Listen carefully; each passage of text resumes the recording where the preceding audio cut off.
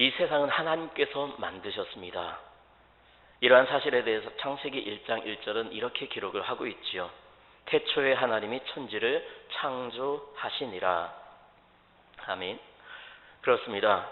하나님께서는 이 세상을 만드셨는데 창세기 1장을 자세히 읽어보면 그 세상을 만드신 순서가 있지요.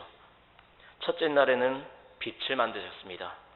그리고 둘째 날에는 궁창을 만드셨지요. 셋째 날에는 육지와 육지의 식물 그리고 바다를 만드셨습니다. 그리고 넷째 날에는 해와 달과 별을 만드셨고요. 다섯째 날에는 하늘에 사는 동물과 바다에 사는 생물을 만드셨습니다. 그리고 여섯째 날에는 육지에 사는 동물과 사람을 만드셨습니다. 하나님이 이렇게 세상을 만드셨는데 만드실 때에 아무런 순서 없이 만드신 것이 아니고 하나님의 계획대로 순서에 맞게 이 세상을 만드셨습니다. 이것을 다른 말로 표현하면 이 세상에 있는 모든 것들은 스스로 생겨났거나 다른 사물로부터 떨어져서 혼자 존재할 수 있는 것은 아무것도 없다는 말과 같습니다. 이 세상의 모든 만물들은 그것이 생겨난 바로 그 순간부터 다른 사물들과 완벽한 질서와 조화 속에서 존재하게 된다는 것입니다. 이것은 이 세상 모든 우주 만물을 창조하신 하나님께서 모든 피조물들이 상호 관계 속에서 질서와 조화를 이루면서 상호 의존적으로 존재하도록 만드셨기 때문이죠. 그러므로 이 세상에 있는 것 중에 하나님께서 만들지 않으신 것이 하나도 없습니다. 또한 하나님은 그것들이 모두 모여서 완벽한 체계를 이루도록 합리적인 순서에 따라서 이 세상 만물을 만드셨습니다. 이것은 천지창조 기사를 논리적으로 그리고 과학적으로 비교 분석할수록 더 정확하게 드러나게 되지요. 오늘 말씀도 이러한 체계 속에서 마지막으로 창조된 인간의 창조 사역에 대해서 기록을 하고 있습니다. 하나님께서 이 세상에 마지막으로 만드신 것이 바로 우리 사람입니다. 이처럼 하나님은 인간이 살아갈 세상을 먼저 만드시고 사람을 만드셔서 그 세상 속에서 살아가게 하셨습니다. 사람이 살아갈 환경을 먼저 만들어 주신 것이죠.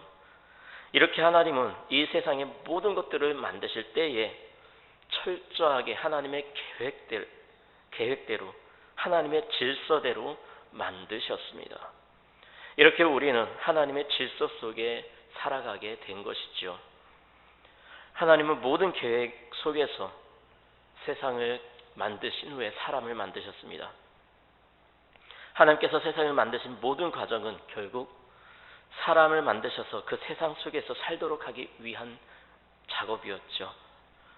결국 사람을 만드신 것이 하나님의 최종 목적이었던 것입니다. 오늘 말씀이 이렇게 하나님의 창조 과정의 마지막인 사람을 만드신 사건에 대해서 기록을 하고 있습니다. 오늘 말씀 27절에는 하나님께서 사람을 만드셨다라고 기록을 하고 있습니다. 이 구절에서 우리는 매우 중요한 세 가지 사실을 발견하게 됩니다. 그것이 무엇입니까? 먼저 하나님께서 우리 인간을 만드셨다는 사실입니다. 그렇습니다. 우리 인간은 하나님께서 만드셨습니다. 우리 인류 역사 속에서 많은 사람들은 인류의 기원에 대해서 밝히려고 무수히 도전하고 많은 가설들을 만들어내었습니다. 그래서 그들이 만들어낸 가설들을 보면 우리 사람은 뇌가 없는 단세포 동물에서 시작해서 오늘날 사람이 되었다고 주장합니다. 단세포 동물이 특별한 자극을 받아서 세포가 나뉘어지게 되고 진화를 거듭한 결과 인간이 되었다는 주장이죠. 그러나 이러한 세상 사람들의 주장에는 매우 큰 오류가 있습니다. 만일 동물들이 진화해서 사람이 되었다면 지금도 진화의 과정 속에 있는 동물들이 등장해야 합니다. 하지만 아직까지도 진화의 과정에 있는 동물들이 발견되고 있지 않다는 사실이죠. 이러한 가설은 하나님의 창조 사역의 질서를 염두에 두지 않았기 때문에 생겨난 것입니다. 두 번째는 하나님의 형상대로 사람을 만드셨다는 사실입니다. 그렇습니다. 하나님은 자신의 형상대로 사람을 만드셨습니다. 하나님의 형상대로 남자와 여자를 만드셨지요. 이렇게 사람을 하나님의 형상대로 만들었다고 하니까 하나님도 사람처럼 생겼냐고 질문하는 사람이 있습니다. 물론 하나님의 형상을 한 번도 눈으로 본 적이 없었기 때문에, 인류 역사상 그러한 일이 한 번도 없었기 때문에 알 수가 없습니다. 그러므로 외형이 전혀 안 닮았다고 할 수가 없죠. 또 완전히 닮았다고 할 수도 없습니다. 말 그대로 눈으로 본 것이 아니기 때문이죠. 그렇다면 우리는 하나님의 무엇을 닮은 것일까요? 그렇습니다. 이것은 외형을 말하는 것이 아니라 속성을 의미하는 것입니다. 그렇다면 인간의 어떤 점이 하나님의 속성을 닮은 것일까요? 하나님은 영이십니다. 하나님은 우리 사람도 영적인 존재로 만드셨다는 것이죠. 물론 영은 우리 눈에 보이지 않지만 하나님은 우리를 영적인 존재로 만드셨고, 우리 육신 안에 영이 존재하기 때문에 하나님과 교제할 수 있고 소통할 수 있는 것입니다. 이것이 우리 인간의 다른 피조물과 다른 점이라고 할 수 있죠. 하나님께서 우리 인간을 얼마나 사랑하시며 또 얼마나 소중한 존재로 만드셨는지 알 수 있는 대목입니다. 하나님은 다른 피조물은 영적인 존재로 만들지 않으셨습니다. 오직 인간만을 영적인 존재로 만드셨지요. 하나님은 이렇게 영적인 존재로 만드신 사람에게 이 세상을 다스릴 권세를 주셨습니다.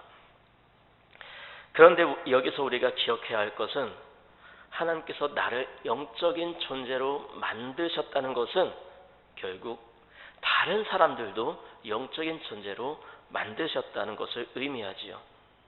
그러므로 우리는 다른 사람에 대해서도 항상 존중하는 삶을 살아야 하는 것입니다.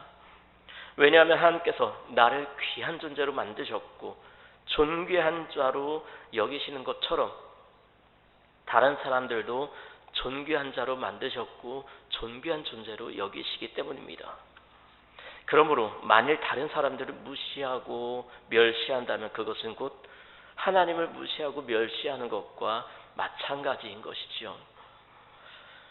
그리고 세 번째는 하나님께 지음받았기 때문에 우리 인간은 자신의 한계를 알아야 합니다. 물론 하나님은 우리 인간을 피조물 가운데 최고의 자리에 올려주셨습니다. 그런데 이처럼 다른 피조물과 구별되는 존재임에도 불구하고 인간 역시 하나님의 피조물에 지나지 않는다는 사실을 우리는 잊지 말아야겠습니다. 인간이 피조물 가운데 최고의 위치에 있지만 결국 하나님과 같이는 될 수가 없습니다. 우리가 이러한 사실을 망각하게 된다면 결국 잘못된 길로 갈 수밖에 없는 것이죠. 여러분, 인간의 역사를 보십시오. 인간이 하나님처럼 되고 싶어 하니까 결국 그것이 죄가 되고 말았습니다. 아담과 하와는 하나님처럼 되고 싶어서 선악과를 먹었습니다. 하지만 그 결과는 하나님과의 교제가 끊어지고 기쁨의 동산에서 쫓겨나는 신세가 되고 말았습니다. 그리고 창세기 6장에 보면 사람들이 흩어짐을 면하고자 세운 것이 바로 바벨탑이죠. 그런데 이 바벨탑은 결국 하나님처럼 높아지기 위해 인간이 세운 교만의 상징물이 되었습니다. 그렇기 때문에 하나님은 사람들의 언어를 흩으셔서 더 이상 바벨탑을 쌓지 못하도록 하셨습니다. 이처럼 인간은 하나님의 피조물로서 결코 하나님처럼 될 수가 없는 존재입니다. 그러므로 우리는 인간의 한계를 인정하고 항상 하나님의 도우심을 입으며 살아가야 하는 것입니다. 이것이 하나님의 창조 질서를 지키는 삶입니다. 하나님은 이처럼 영적인 존재로 만드신 사람에게 세 가지 명령을 주십니다. 그것이 무엇이지요? 28절에 이렇게 말씀하고 있습니다. 하나님이 그들에게 복을 주시며 하나님이 그들에게 이르시되 생육하고 번성하여 땅에 충만하라. 땅을 정복하라. 바다의 물고기와 하늘의 새와 땅에 움직이는 모든 생물을 다스리라 하시니라. 아멘. 그렇습니다. 하나님은 인간에게 세 가지 명령, 즉 땅에 충만하라, 땅을 정복하라, 온 세상을 다스리라고 말씀하셨습니다. 여기서 정복하라는 말은 1차적인 의미로는 밟다라는 의미를 가지고 있습니다. 즉 세상의 여러 곳을 밟으면서 자신의 터전으로 삼으라는 것이지요. 하나님은 넓은 세상을 우리에게 삶의 터전으로 주셨습니다. 그러므로 계속해서 새롭고 넓은 세상으로 우리의 발걸음을 넓혀가야 하는 것이죠. 물론 새로운 세상에 나아가기 위해서는 두려움이 있을 수도 있고요, 거부감이 있을 수도 있습니다. 그러나 새로운 세계를 개척해 나가는 것이 하나님의 뜻입니다. 이것은 우리의 인생을 의미하는 것이기도 합니다. 여기 앉아 계신 여러분들도 이미 경험하셨지만 저 또한 제가 지금까지 살아온 삶을 뒤돌아보면 항상 새로움에 대한 도전이었습니다. 그렇기 때문에 그러한 과정 속에서 앞에서 말씀드린 두려움도 있었고 거부감도 있었습니다. 때로는 너무 큰 긴장감으로 인해서 숨도 제대로 쉴 수 없는 그러한 압박감에 시달릴 때도 있었습니다.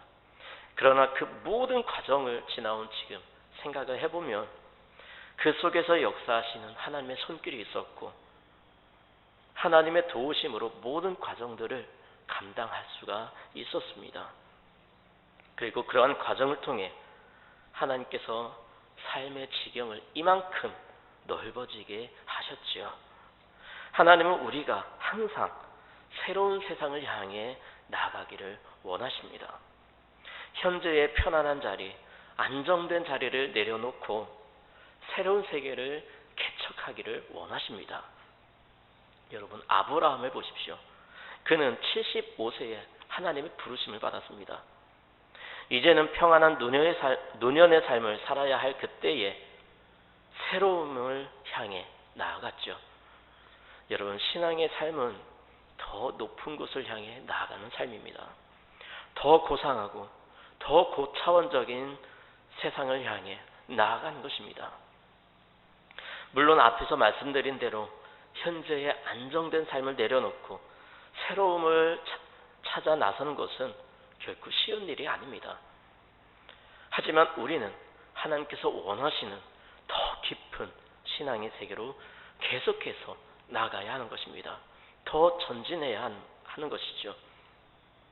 그러기 위해서는 현재의 것을 포기해야만 합니다.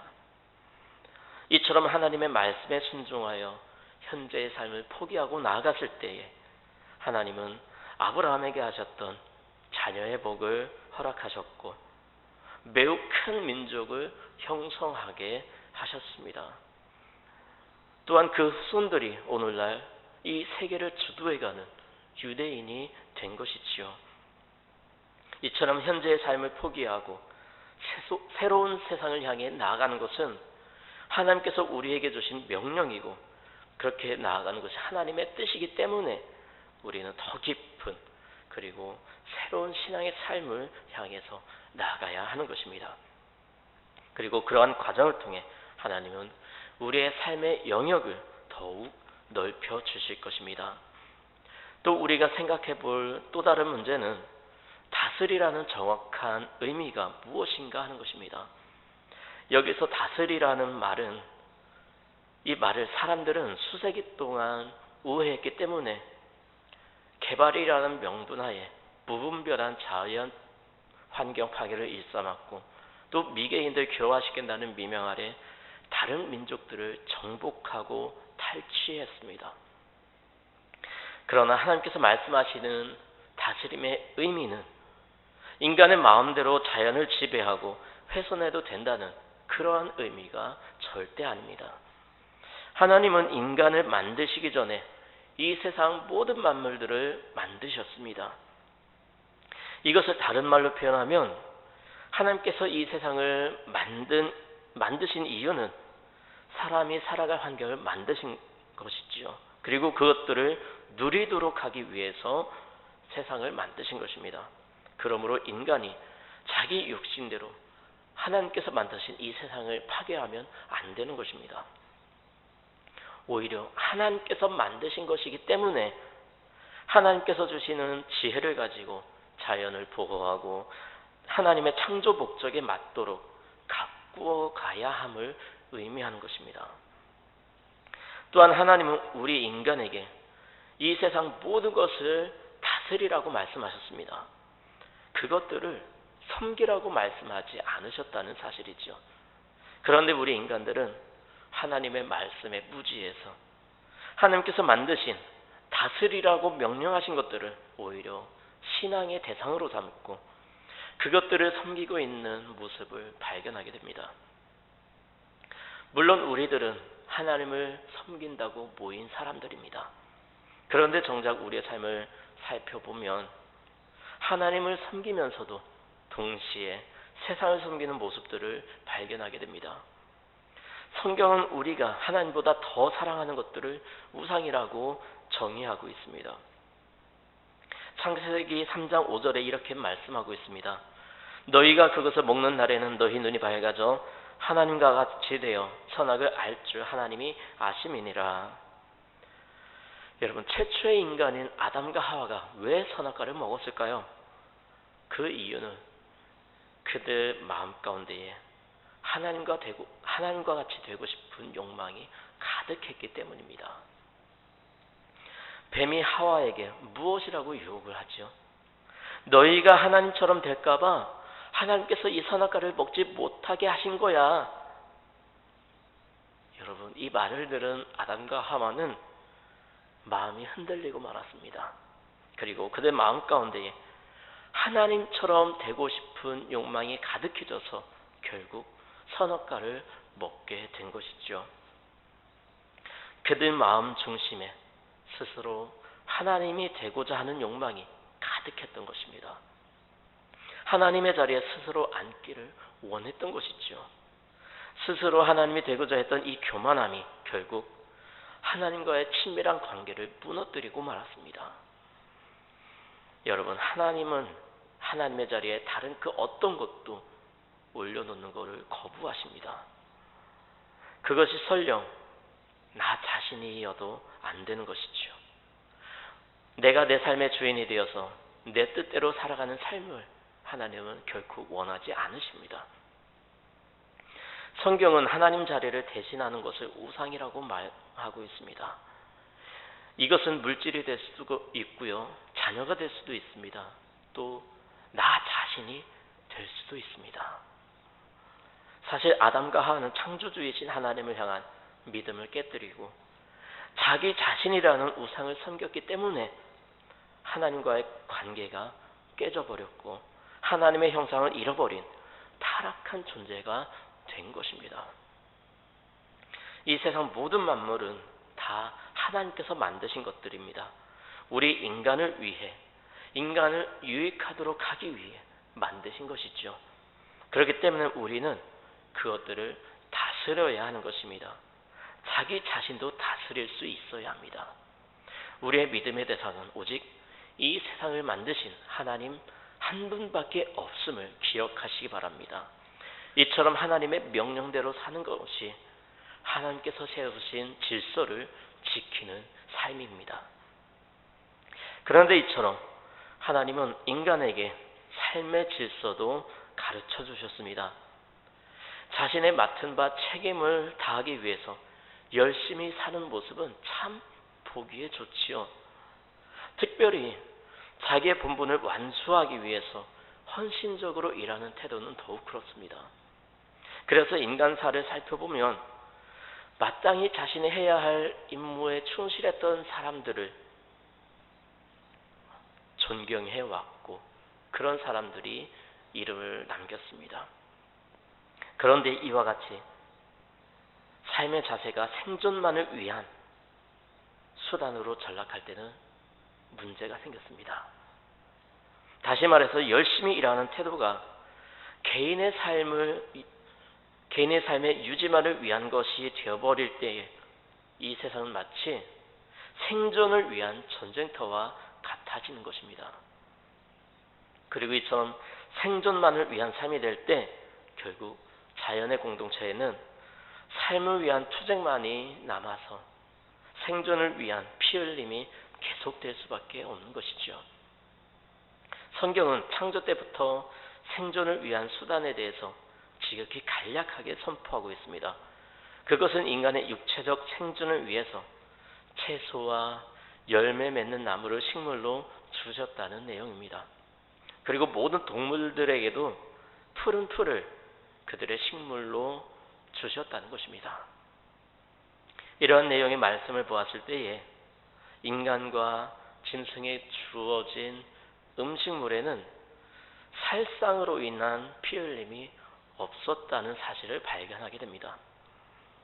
그러므로 피 흘림이 수반되는 육식의 행위는 본래 하나님의 뜻이 아니었다는 것이죠. 그럼에도 불구하고 오늘날 인간의 모습은 어떻습니까? 살기 위해 먹기 위해 피를 흘려야 하는 그러한 모습은 없는지 우리 자신을 살펴보아야 합니다. 우리는 한 조직 사회 안에서 또는 몸담고 있는 공동체 속에서 어떠한 자세로 살아가고 있습니까? 피를 흘리게 하는 직접적인 행위를 하지 않았다고 하더라도 피를 흘리게끔 유도하거나 혹은 방관하고 있지는 않습니까? 비록 대홍수의 사건 이후에 인간에게 육식이 허락되었다 하더라도 피채 먹는 것은 용납되지 않았습니다. 왜냐하면 피는 생명을 의미하기 때문이죠. 즉 살아가기 위해 생명을 해치는 일이 허락되지 않았다는 사실입니다. 그러므로 우리는 하나님의 말씀의 의미를 잘 살펴서 하나님의 창조 질서를 지키는 삶을 살아야 합니다. 하나님은 세상을 만드실 때에 철저하게 하나님의 질서대로 만드셨습니다. 그리고 이 모든 것들을 만드신 후에 보시니 심히 좋았다라고 31절에 기록을 하고 있습니다. 그런데 여기서 우리가 주의 깊게 봐야 할 것은 세상을 만드신 후에 누가 보기에 좋았다고 말씀하죠? 하나님 보시기에 좋았던 것입니다. 누가 기준입니까? 바로 하나님이 기준이 되십니다. 하나님 기준에 이 세상을 보시니 좋았다는 것입니다. 사실 우리 인간들은 자신의 살아가는 여러 가지 환경들을 탓하며 심히 불평하고 자신의 삶을 비관하고 원망합니다. 그리고 하나님을 탓하기도 합니다. 그러나 이것은 내 생각에, 내 마음의 기준이지 하나님의 기준이 아닙니다. 하나님은 세상을 만드신 후에 매우 기뻐하셨습니다. 여러분, 우리는 매사에 하나님 기준으로 생각하고 하나님 기준으로 살아가야 합니다. 하나님께서 만드신 세상이기 때문이죠. 2022년 새로운 한 해가 시작이 되었습니다. 한 해를 살아가는 동안 모든 일들을 할 때에 항상 하나님 기준으로 생각하는 한 해가 되시기 바랍니다. 비록 내가 살아가는 삶이지만 하나님께서 만드신 세상에서 하나님께서 허락하신 삶을 살아가기에 하나님 기준으로 살아가야 하는 것입니다. 이것이 하나님의 창조 질서를 지키며 살아가는 방법입니다. 그러므로 항상 하나님 기준으로 생각하며 살아가는 저와 여러분의 삶이 되시기 바랍니다.